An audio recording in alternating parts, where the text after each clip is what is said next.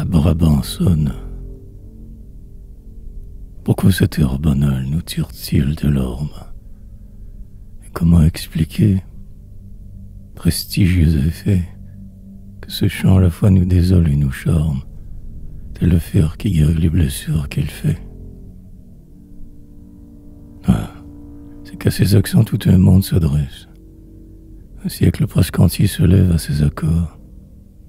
Et dans l'hymne mêlé de joie et de tristesse, nous entendons les voix des vivants et des morts.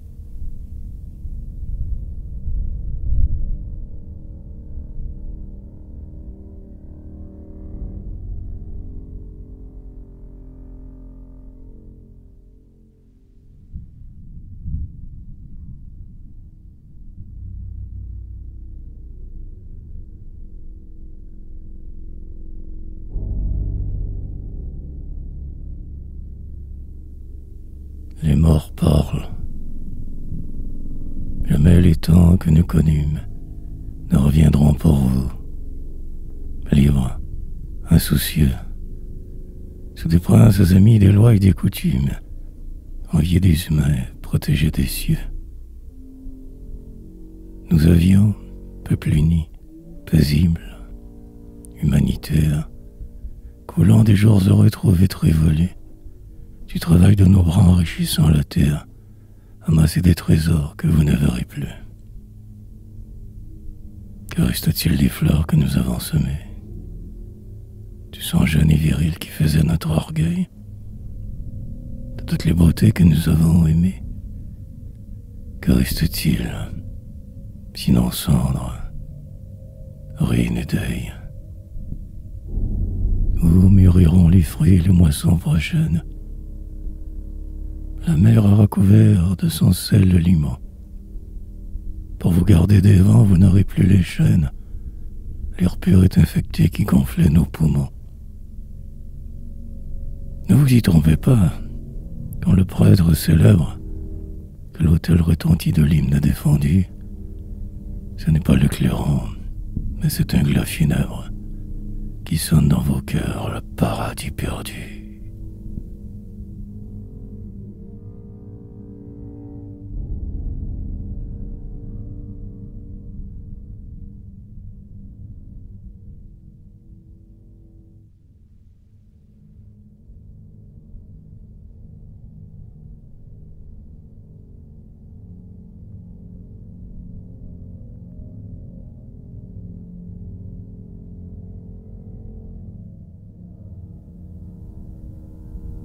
Mais à ces morts, voici que les vivants répondent.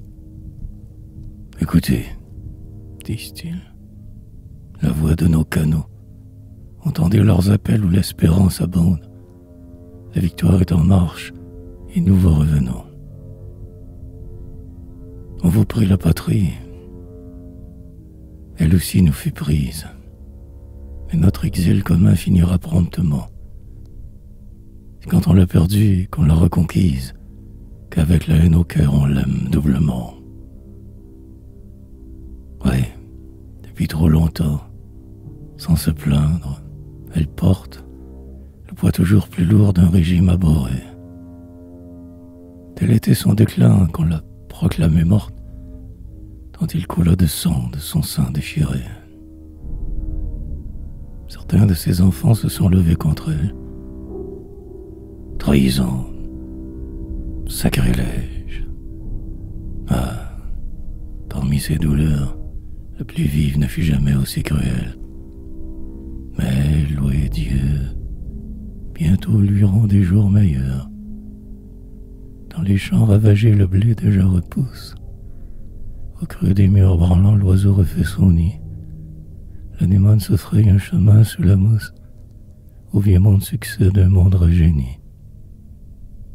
De là-bas, de l'Isère, des plaines riveraines, nous vous ramènerons vos fils et vos époux, et vous reconnaîtrez, en acclamant la reine, l'ange qui nous pensa, courbé à deux genoux.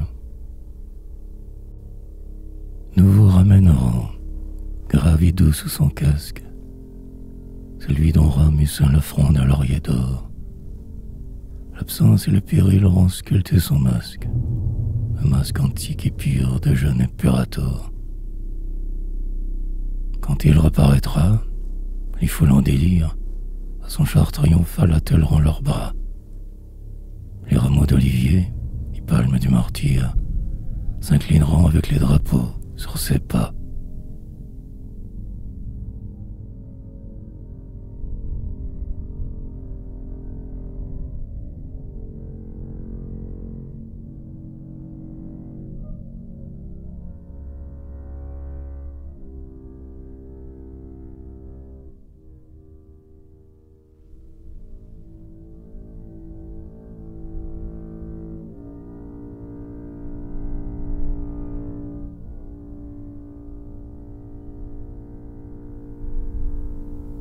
Ainsi chante la Brabançonne.